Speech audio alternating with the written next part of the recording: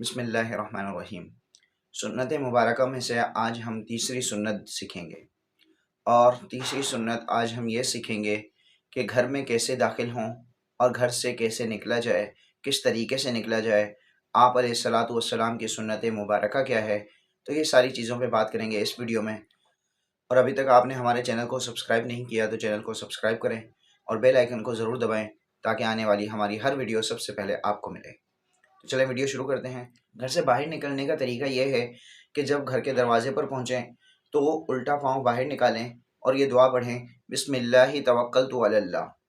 پھر جب واپس آ جائیں، کوئی کام کاج وغیرہ سے گئے ہوں، پھر شام کو یا کسی اور ٹائم پہ جب گھر میں واپس آ جائیں تو سیدھا پاؤں گھر میں داخل کرنا ہے اور دعا پڑھنی ہے، اللہم انی اسألک خیر المولج و خیر المخرج، بسم اللہ ولجنا و بسم اللہ خرجنا وعلی اللہ ربنا توکلنا۔ یہ دعا پڑھ کر گھر میں داخل ہونا ہے اور گھر والوں کو زور سے سلام کرنا ہے۔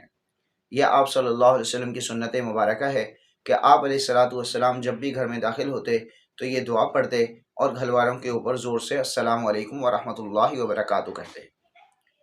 تو آپ صلی اللہ علیہ وسلم کے روزانہ ایک ایک سنت کو سیکھیں گے اور اس پر عمل کریں گے۔